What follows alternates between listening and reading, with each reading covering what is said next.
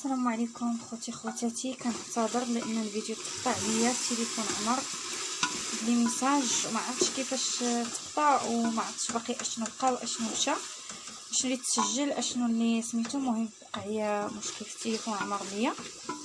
انا ما عرفتش حتى لحداش سجلت الفيديو حيت باقي عندي المساحه عامره، يعني مازال ما عرفتش حداش. المهم عندي هنا تقليه، عندي تقليه اللي بغيت نصايب بالحامض والزيتون، فيت اللي قد صايبته معكم بالحمص حيت لي ما المهم غادي نسمعكم مراحل، ولكن للاسف لقيت التليفون ما كيشجلش. عندي هنايا التقليه، عندي فيها غير الكرشه وديك الرياوه سميتو، المهم ما عنديش فيها داك الشحمه وداك الشيء. وعندي الربيع قزبر معدنوس كنديرو انا كتير. عندي درت فيها اللي حدي اللي انا دابا درت هنايا، درت البصله محكوكه، 2 بصلات صغار، درت الثومه محكوكه، درت نص حامضه مصيره مقطعه طروفه صغار، درت شويه ديال التحميره والابزار وسكينجبير والزيت. الملحه ما درتهاش حيت غسلتها مزيان وبالملحه وعاود سلقتها في الملحه. ودرت الزيت ودرت الهريسه اللي عنده الزيت العودي يديرها، اللي ما عندوش انا ما عنديش، يعني اكتفيت غير الاخرى يعني لسيور الوصره. المهم اللي عندي شي حاجه كيستعملها. درت هنايا 3 الحبات ديال المطيشه تتقلات مزيان مع البصله والثومه والربيع. درت داك الملون الصفر ولكن راه ما بينش، درت غير شويه، غادي نزيد واحد شويه.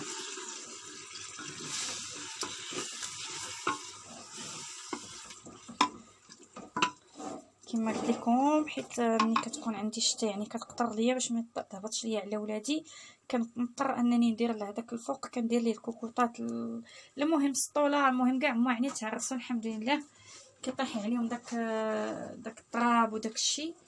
التراب وداك الشيء كيطيح ليا على سميتو، هرس ليا عادي، هرس ليا كوكوط صغيره، هرس ليا البرمه، هرسوا لي من الدين، ولكن ماشي مشكل تنصيبو ان شاء الله الرحمن الرحيم. الله يرزقها الصحه والسلامه كلشي كيفوت. المهم خوتي خواتات الله يجازيكم بخير، بارطاجيو ليا حيت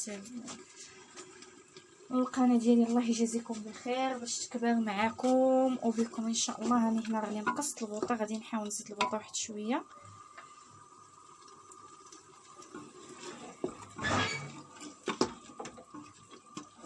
هي غنخليها دابا تقلى مزيان وغادي نسد عليها تقريبا حتى تطيب وتقرب، المهم حتى تقرب تبقى خصها واحد شويه. غادي نزيد سميتو، غادي ندير ليها الحامض، نزيد طريف الحامض والزيتون، الزيتون احمر غادي نسلقو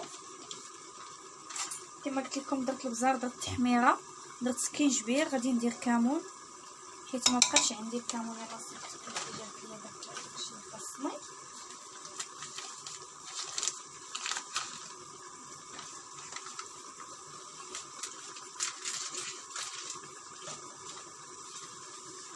للاسف بنتي ما جابش ليا داكشي اللي بغيت.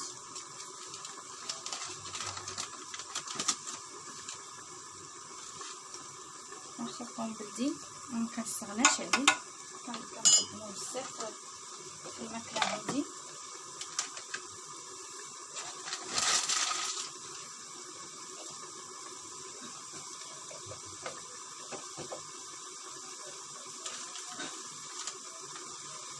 خلات المطيشه مع سميتو التقليه تقلى مزيان باش يدخل العناصر بعضياتهم.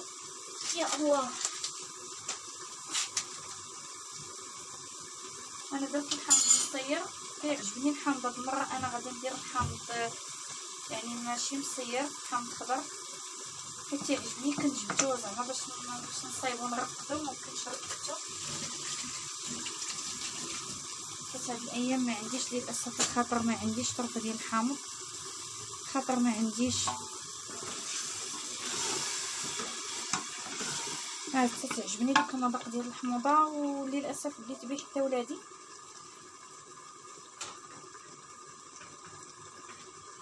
شويه ديال الحامض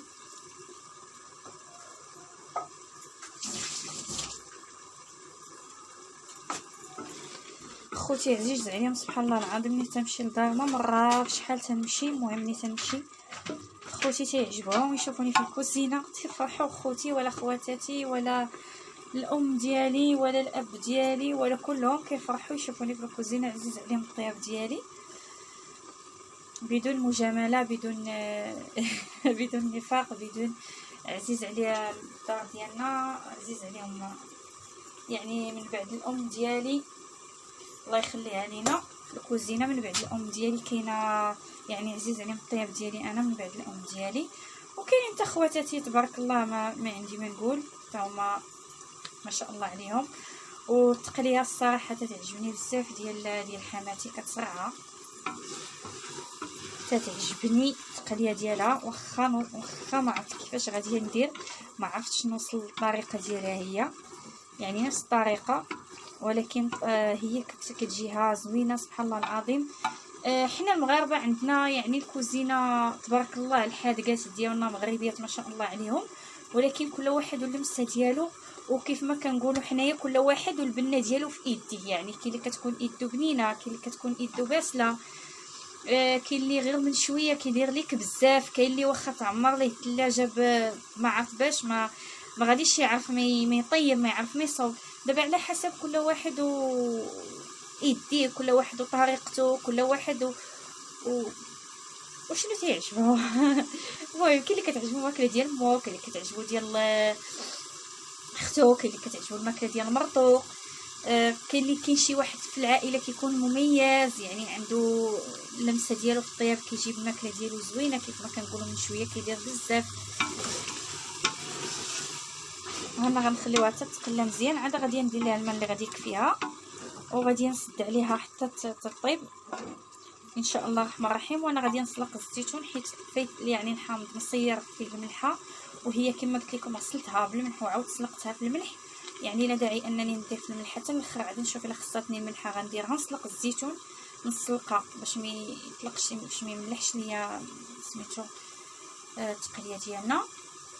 وغادي نخليها ان شاء الله الرحمن الرحيم تطيب، يعني ماشي طيب كاع، يبقى خصها شويه مهم باش نزيد داك الزيتون، باش داك الزيتون حتى هو عزيز عليا انا الزيتون يشرب لي قامه ديال البنه ديال التقليه ديال الماكله. ونتلاقى معكم من بعد ما غنزيدها الماء طيب وندير الزيتون، غنرجع معكم في نهايه الطبق. المهم الكماله راه تبارك الله المغربيات راه كلشي كيعرف يصايبها وكلشي كيعرف يديرها وكل واحد وطريقته.